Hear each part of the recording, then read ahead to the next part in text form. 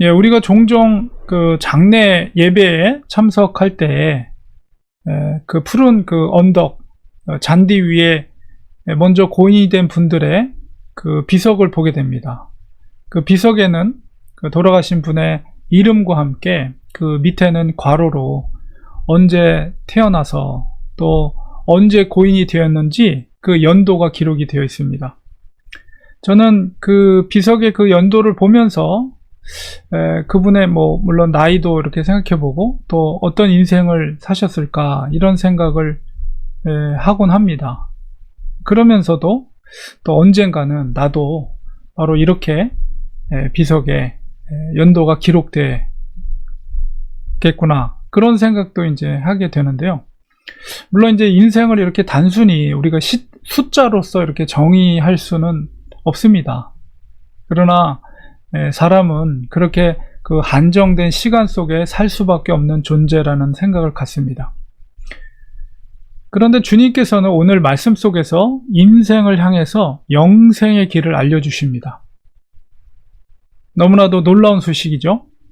인생에게는 결코 어울리지 않는 그 영생이라는 단어, 하나님께서는 그 믿는 자들에게 놀라운 영생의 비밀을 알려주십니다. 오늘은 이 주님의 말씀을 우리가 읽으면서 그 복음서를 기록한 이 누가에 대해서 먼저 살펴보고 말씀의 은혜를 나누겠습니다. 그리고 나서 바로 누가복음에 기록된 이 선한 사마리아인의 비유를 통해서 주님께서 약속하신 그 바로 영생의 길이 무엇인가, 그런 은혜를 나누는 시간을 갖도록 하겠습니다. 우리 누가복음과 사도행전의 저자는 바로 누가입니다. 이 누가는 헬라인 의사였고 또 사도 바울과 함께 선교여행을 다니면서 복음을 전했던 제자입니다. 특히 우리 사도 바울의 마지막 임종의 순간을 지켜보았던 그 유일한 제자가 바로 누가였습니다. 그는 특별히 이 복음서, 사복음서 중에 저자 중에서 유일하게 이방인이었어요. 수리아 안디옥 출신의 의사로서 이제 드로아에서 사도 바울을 처음 만나게 되고 거기서 예수 그리스도의 복음을 받아들이게 되므로 이제 크리스찬이 되었죠. 특히 이제 2차 전도 여행 중에 이제 빌립보 교회가 세워지는데 빌립보에 7년 동안 머무르면서 교회를 돌보는 역할을 했습니다. 그리고 나서 3차 전도 여행 중에 사도 바울과 드로아에서 이제 만나게 되죠. 그리고 그 이후에 선교 여행 중 이제 사도 바울과 그 길을 동참하게 되는데요. 사실 누가에 대한 행적에 대해서 성경에서는 그리 많이 나타나진 않습니다. 누가에 대한 기록은 바울 서신에서 딱 3번 언급되어 있습니다. 그게 보면은 이제 옥중서신에 기록되어 있는데요. 바로 골로새서 4장 14절. 이제 바울이 1차 로마에 투옥됐을 때 대략 62년경 로마에서 쓴 편지인데 거기에 이제 첫 번째로 언급하고 있습니다. 사랑을 받는 의사 누가와 또 데마가 너희에게 문안하느니라. 바로 바울이 1차 투옥 가운데 곁에 지키고 있었던 사람이 바로 누가와 데마라는 것을 알 수가 있죠. 여기서 이제 의사라고 직업을 바울이 공개함으로 인해서 바로 누가복음의 저자인 누가가 의사였구나 라는 것을 우리가 알게 된 것이죠. 그리고 이제 빌레몬서 1장 23절에도 동일한 시기에 기록이 됐는데 그리스도 예수 안에서 나와 함께 갇힌 자 에바브라와 또한 나의 동역자 마가, 아리스다고 그리고 데마와 누가가 문안하니라. 바로 옥중에 같이 있었던 동역자들의 이름 가운데 동일하게 골로새서에서 누가와 데마를 언급하고 있는데 역시 누가를 이야기하고 있고 이제 마지막 3번째가 이제 디모데후서 4장 10절에 보면 이거는 이제 2차 투옥, 그러니까 AD 67년경 사도 바울이 한 68년경 이제 순교당한 거로 추측이 되는데요. 마지막 이제 디모데에게 쓴 편지 가운데 데마는 이 세상을 사랑하여 나를 버리고 데살로니가로 갔고 그레스게는 갈라디아로, 디도는 달마디아로 갔고 누가만 나와 함께 있느니라. 그래서 마지막 사도 바울의 죽음을 지켜보았던 제자가 바로 누가였다는 것을 디모데후서에서 우리가 보게 됩니다. 이 누가복음이 기록된 시기가 사도 바울이 1차 투옥 기간과 비슷한 시기, 대략 AD 60년에서 62년경 사도 바울과 같이 있을 때 기록한 것으로 학자들은 이야기합니다. 이방인의 눈에 비친 예수님의 기록이라는 어떤 관점에서 누가복음을 읽어간다면 의미가 있는 거죠.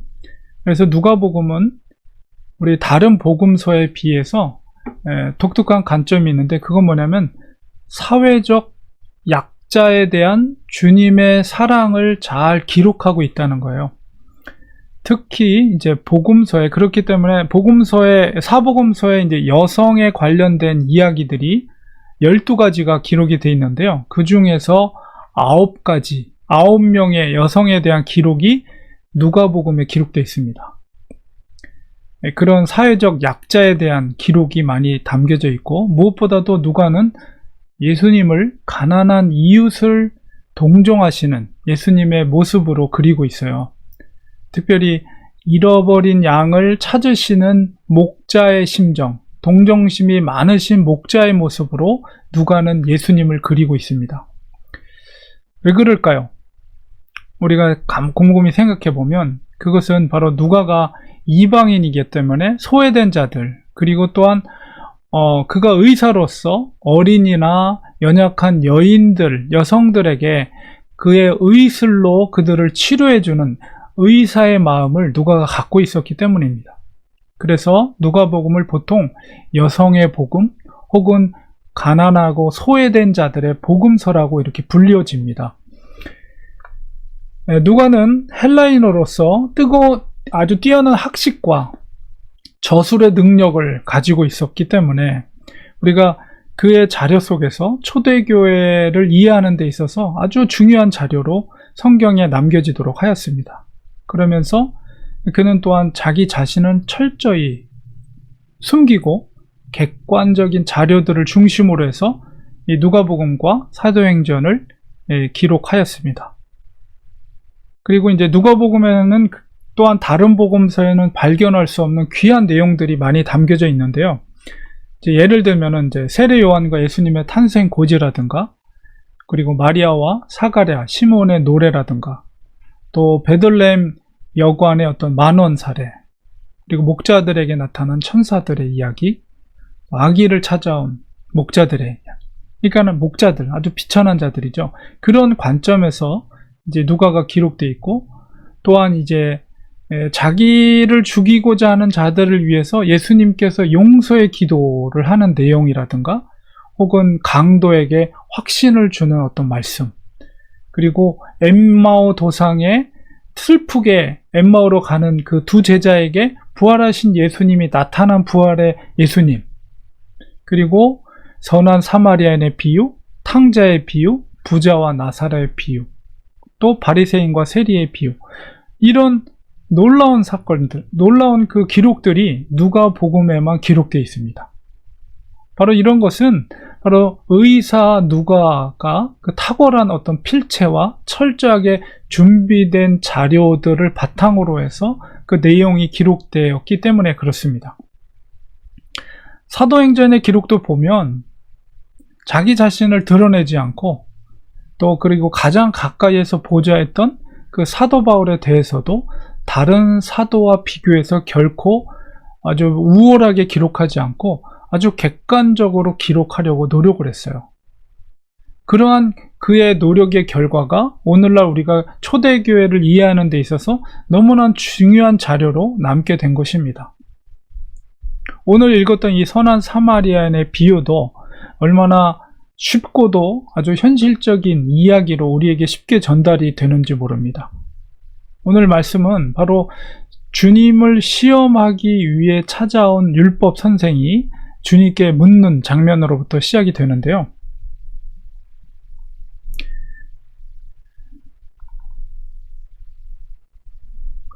바로 어떻게 해야 영생을 얻겠습니까? 바로 오늘 설교의 핵심적인 메시지이죠. 주님께서 그것에 대해서 말씀하고 계십니다. 과연 우리가 영생을 얻으려면 어떻게 해야 할 것인가? 주님께서는 아주 쉽게 말씀하십니다. 율법사에게 있어서 익숙한 것이 무엇입니까? 율법이죠. 토라예요. 그래서 예수님은 율법에 어떻게 기록됐는지를 되물어 봅니다. 사실 율법사가 예수님을 시험하기 위해서 왔지만 역으로 주님께서는 율법사를 시험하고 계신 것이죠. 진리를 깨우치기 위해서 주님은 그를 시험하고 계신 것입니다. 그래서 이 율법사가 27절에 대답합니다. 내 마음을 다하며 목숨을 다하며 힘을 다하며 뜻을 다하여 주 너의 하나님을 사랑하고 또한 내 이웃을 내 자신과 같이 사랑하라. 그러니까 율법사가 이렇게 말한 것에 대해서 예수님이 내 대답이 옳다 이렇게 칭찬하시는데, 이제 이 율법사가 이렇게 대답할 수 있었던 것은 바로 그가 잘 알고 있었던 토라 속에 바로 그 말씀이 담겨져 있습니다. 레위기 19장 18절에 보면 원수를 갚지 말며 동포를 원망하지 말며 이웃 사랑하기를 내 몸같이 하라. 나는 여호와니라. 또 신명기 6장 5절 쉐마죠. 이스라엘에 들으라. 너는 마음을 다하고 성품을 다하고 힘을 다하여 내 하나님 여호와를 사랑하라. 신명기 10장 12절에도 이스라엘아 내 하나님 여호와께서 내게 요구하는 것이 무엇이냐? 곧 내 하나님 여호와를 경외하여 그 모든 도를 행하고 그를 사랑하며 마음을 다하고 성품을 다하여 내 하나님 여호와를 섬기고. 신명기 30장 6절에 내 하나님 여호와께서 내 마음과 내 자손의 마음에 할례를 베푸사 너로 마음을 다하며 성품을 다하여 내 하나님 여호와를 사랑하게 하사 너로 생명을 얻게 하실 것이며. 바로 율법 교사였던, 그래서 토라를 잘 알고 있던 율법 교사에게 이렇게 주님께서 묻고 그가 대답할 수 있도록 유도를 하십니다. 저는 이 말씀을 읽으면서 한 가지 의문이 들었습니다. 왜 주님께서 그 율법사에게 이렇게 말씀하셨을까? 왜 이런 질문을 물으셨을까?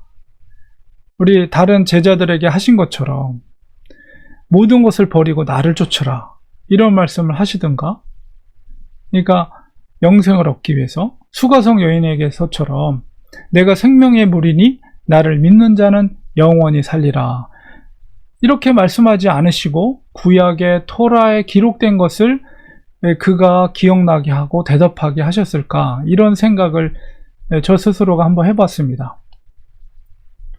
우리들이 아는 것처럼 영생의 길은 오직 예수 그리스도를 따르는 것인데 왜 주님께서 왜 이렇게 그 율법 교사에게 물어보셨을까? 저는 이제 묵상하면서 이제 깨달은 것은 바로 주님께서는 들을 수 있는 수준에서 주님께서는 진리를 선포하신다는 것입니다.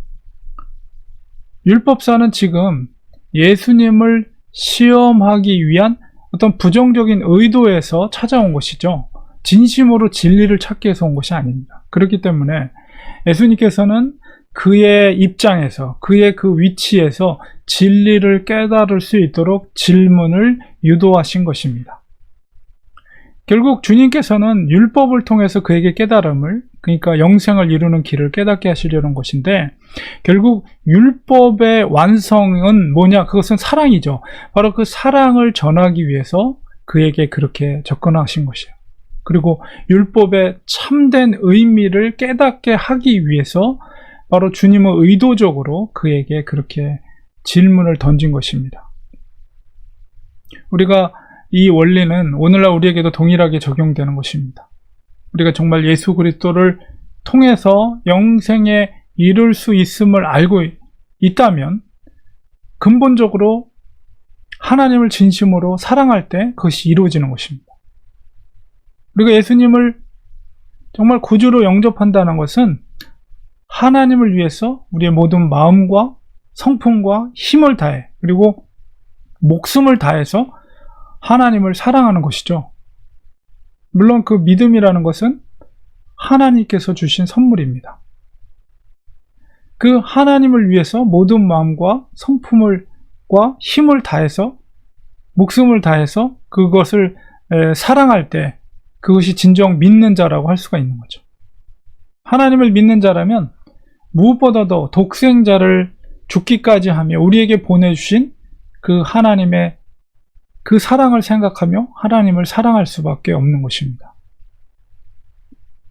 바로 율법을 통해서 이 율법 선생에게 이 영생의 길을 깨닫게 하시기 위함이시었는데, 주님께서는 율법사에게 의미 있는 도전을 제시합니다. 그것은 바로 27절, 8절에 있는 말씀대로 일을 행하라, 그러면 살리라, 이런 말씀을 예수님께서 하시죠.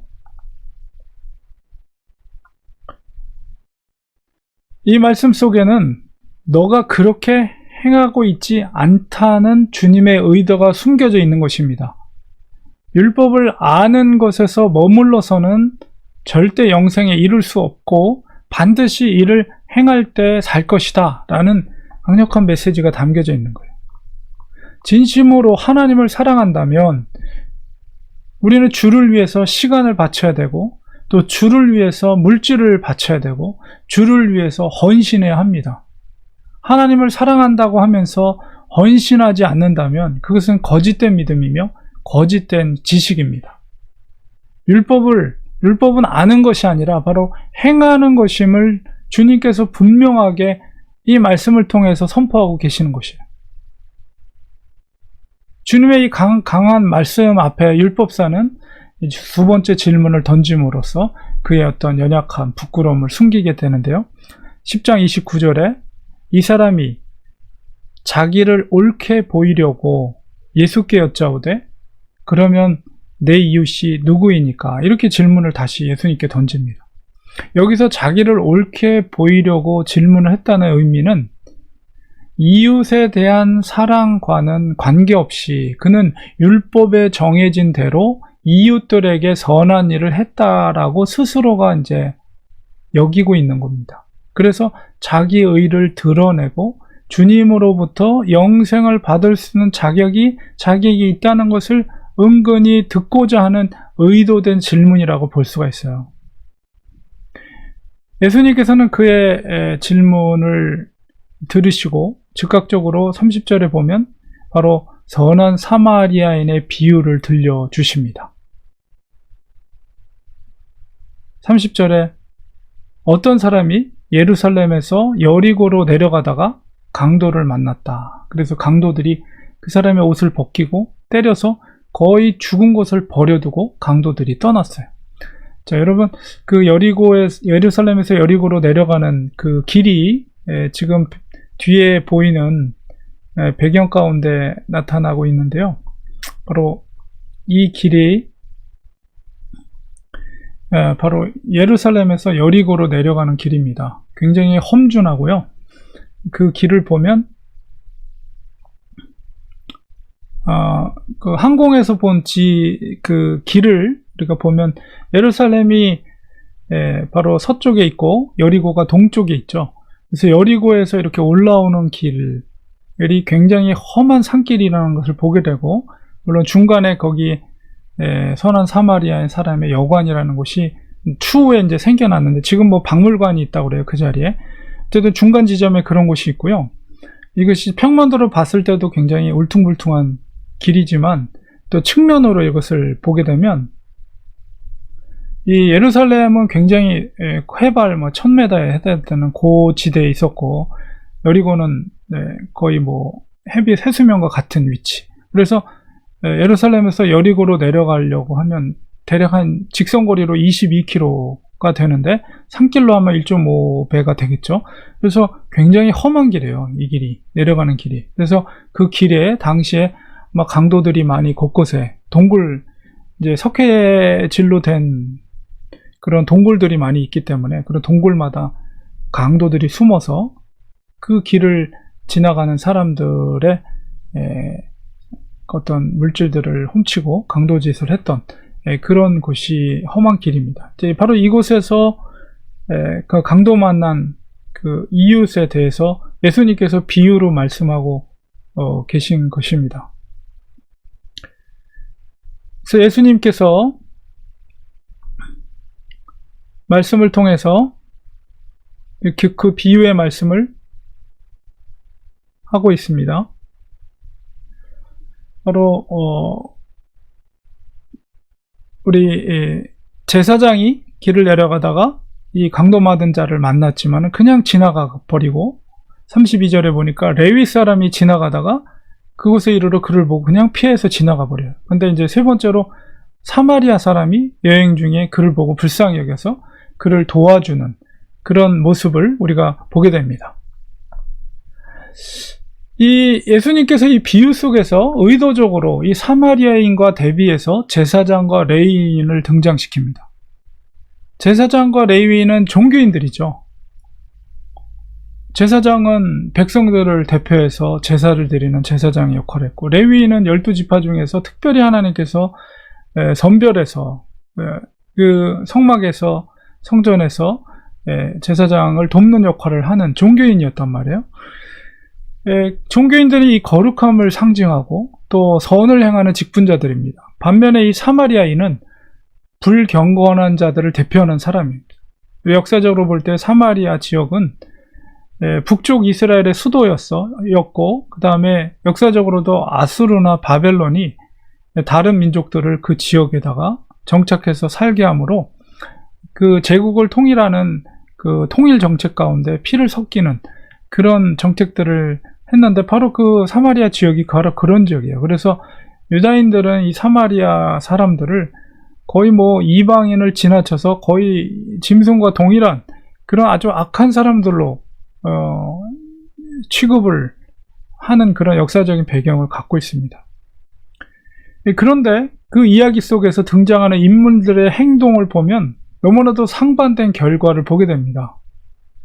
레위인과 제사장은 그냥 거반 죽게 된 사람들을 보고 지나갔지만, 사마리아인은 바로 그의 모든 것들을 가지고 있는 것들을 기름과 포도주라든가 이런 것들을 해서 그를 살리는 것을 보게 돼요. 주님께서 왜 비유를 말씀하시고 계십니까? 바로 영생에 이르는 길을 설명하고 계신 거죠. 영생을 위해서는 너가 두 가지를 행하라. 하나는 하나님을 사랑하는 것이고, 또 하나는 내 이웃을 내 몸처럼 사랑하라는 것인데, 그 율법 교사에게, 스스로 자만하고 있는 율법사에게 참된 이웃이 누구인지를 깨닫게 하고자 주님이 지금 이 비유를 말씀하고 계신 거예요. 제사장과 레위인이 강도 만난 자를 피해서 지나간 이유가 뭘까요? 그 사람들이 악해서 그냥 그렇게 지나간 것일까요? 그것보다는 그들은 경건을 지키기 위해서 율법을 어기는 것을 피한 거죠. 율법의 죽은 시신을 만지면 부정하게 된다는 말씀을 누구보다도 그들은 잘 알고 있었어요. 그렇기 때문에 그들이 율법을 어기지 않고 부정하지 않기 위해서 그들은 지나간 것입니다. 그래서 율법에 기록된 사체에 대한 규례가 바로 이제 토라에 나오는데요. 레위기에 보면 5장 2절에 만일 누구든지 부정한 것들, 곧 들짐승의 사체나 부정한 가축의 사체나 부정한 곤충의 사체를 만졌으면 부지중이라 할지라도 그 마음이 더러워져서 허물이 있을 것이다. 들짐승뿐만 아니라 심지어는 부지중에 모르고서는 곤충의 죽은 사체를 만져도 그 몸이 부정해진다. 이렇게 율법에, 토라에 그렇게 정해져 있고, 민수기 19장 11절에 보면 사람의 시체를 만진 자는 이래 동안 부정할 것이다. 일주일 동안 부정하다. 그러니까 제사장 같은 경우는 만약에 사람의 시체를 만졌을 땐 일주일 동안 아무 제사장으로서 역할을 못하는 거예요. 그리고 민수기 19장 13절에 보면 누구든지 죽은 사람의 시체를 만지고 자신을 정결하게 하지 아니하는 자는 여호와의 성막을 더럽힘이라. 그가 이스라엘에서 끊어질 것은 정결하게 하는 물을 그에게 뿌리지 아니하므로 깨끗하게 되지 못하고 그 부정함이 그대로 있습니다. 만약에 정결하게 하는 물을 뿌리지 않으면 그 사람은 끊어진다는 것은 죽는다는 거죠. 그러니까 굉장히 부정한 거예요. 그러니까 제사장과 이 레위인이 그 거반 죽게 된, 거의 뭐 옷이 벗겨져 있고 그렇게 죽은 사람처럼 누워 있으니까 아마도 시체라고 여겼을 거예요. 그래서 그것을 만지면 일주일 동안 부정해지고 제사장으로서 역할을 못하고 또 율법을 범하게 되는 그런 우를 범하느니 차라리 나는 모른 척하고 지나가겠다. 그러고선 지나간 거죠. 그러나 사마리아인은 그것이 중요한 것이 아니었어요. 그에게는 사람의 생명을 살려야 한다는 간절한 마음, 그를 보고 불쌍히 여겼죠. 그래서 그 간절한 마음은 즉각적으로 행동으로 이어졌습니다. 그래서 자기가 가지고 있던 기름과 포도주로 그의 상처받은 것을 발라주고, 그리고 자기의 나귀에 이제 그 사람을 실어서 자기는 걸어가고, 그 중간에 있던 주막에 그를 내려다 놓고 그에게 2달란트를 주면서, 2데나리온 주면서 자기가 여리고로 갔다가 다시 예루살렘으로 올라가는 중에 만약에 추가 비용이 들면 그것을 내가 지불해 주겠다, 너를 잘 돌보아 달라고 그렇게 부탁을 합니다. 이 주님의 이 비유의 의도는 율법을 지키는 것은 궁극적으로 하나님의 사랑을 이웃에게 나타내는 것이라는 것을 깨닫게 하기에는 의도가 있는 거죠. 그러니까 율법을 지킨다는 미명하에 이웃의 생명을 살리는 일을 포기해서는 안 된다는 걸 말씀하고 계신 거예요.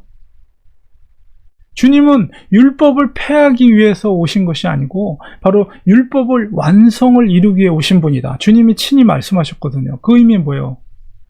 바로 하나님의 율법을 주신 것은 하나님의 사랑의 완성이라는 거죠.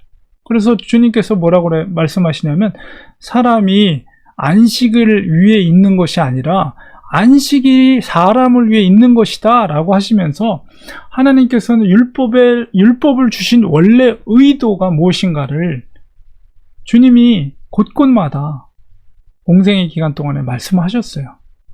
율법의 완성은 뭡니까? 바로 사랑이에요. 사랑. 그것을 깨닫게 하기 위해서 지금 이 비유를 통해서 그 율법 교사에게 말씀하고 계신 거예요. 주님은 율법 교사에게 묻습니다. 이 세 사람 중에서 누가 강도 만난 자의 이웃이 되겠느냐? 그때 그 율법사가 당연하게 자비를 베푼 자입니다. 자비라는 것은 바로 사랑이죠. 사랑을 베푼 자입니다. 그리고 주님은 두 번째로 그에게 도전합니다.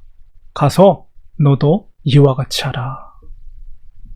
너가 이와 같이 하면 영생을 얻을 것이지만 그렇지 않으면 영생을 얻을 수 없다는 거예요. 주님께서 율법사에게 영생의 길을 보여주신 것입니다. 너도 이와 같이 하라 하신 이 말씀의 의미는, 믿음이라는 것은 단순히 율법을 아는 지식에 머물러 있는 것이 아니라 율법의 완성인 사랑으로 몸소 실천할 때 이루어지는 것이라는 것을 깨닫게 한 것입니다.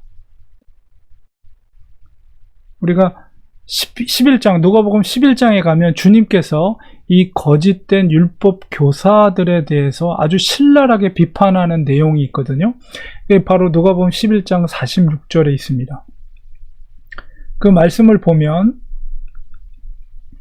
11장 46절에 화 있을진저 또 너희 율법 교사요, 지기 어려운 짐을 사람에게 지우고 너희는 한 손가락도 이 짐에 대지 않는도다. 이 말씀 보내면 말씀 율법을 많이 알고 그것을 이렇게 해라 저렇게 해라 많이 가르쳐 주지만 실질적으로 그 짐을 지는데 너희는 한 손가락도 이 짐에 대지 않는다. 말만 많았지, 율법에 대한 가르침만 많았지 실질적으로 너희들은 행하지 않는다라는 것을 역으로 지적하고 있는 것이고, 11장 52절에 보면 화 있을진저 너희 율법 교사요, 너희가 지식의 열쇠를 가져가서 너희도 들어가지 않고 또 들어가고자 하는 자도 막았느니라. 바로 그 지식의 열쇠는 뭐예요? 하나님을 아는 지식이죠. 그 문을 열어야만이 들어갈 수 있는데 그 열쇠를 가지고 있으면서도 자기도 들어가지도 않고 그것을 들어가고자 하는 자도 막고 있다는 거예요. 거짓된 율법 교사의 그 태도에 대해서 주님께서 신랄하게 비판하고 있는 내용입니다. 이 말씀은 이 시대를 사는 우리들에게도 동일하게 적용되는 말씀입니다. 영생에 이르는 길은 예수님을 믿는 길밖에 없어요. 그러나 예수님을 믿는다는 것은 율법사에게 주님께서 말씀하신 바로 하나님과 이웃을 향한 진정한 사랑의 실천을 통해서 완성된다는 것을 반드시 우리는 기억해야 합니다. 우리가 예수님을 믿는다고 하면서 하나님과 이웃을 향한 사랑의 실천이 우리 삶에 나타나지 않는다면 그것은 진정한 믿음이라고 볼 수가 없습니다. 그것은 영생을 기대할 수 있는 믿음이 될 수가 없는 것입니다. 결론을 맺겠습니다. 누가는 예수님을 가난한 자와 연약한 자를 도우시는 선한 목자의 모습으로 그렸습니다. 누가는 예수님의 그런 모습을 본받아 살았습니다. 그가 생명을 살리는 의사로서 누구보다도 사랑을 실천하며 복음을 전했던 주님의 제자였습니다. 7년 동안 빌립보 교회에 머물면서 한 영혼 한 영혼을 사랑으로 돌보았습니다. 사도 바울이 에베소 교회에 보냈던 그 에베소서 서신서를 보면 그 속에는 칭찬과 감사만이 에베소 성도를 향한 그것이 기록되어 있어요. 에베소 교회가 왜 그토록 사랑이 충만할 수 있었을까? 그것은 바로 사랑의 리더십을 발휘했던 누가의 돌봄이 있었기 때문입니다. 누가는 이 복음서를 기술하면서 아마 그 시기는 아마도 바울이 1차 로마 투옥됐던 시기와 일치합니다. 그 무엇보다도 연약한 자들을 향하신 예수님의 사랑을 깊이 깨달았고 그것을 복음서에 고스란히 남겼습니다. 그리고 그는 주님의 그러한 마음을 본받아서 신실한 일꾼으로 바울을 도와서 사역을 감당했습니다. 그는 또한 겸손했어요.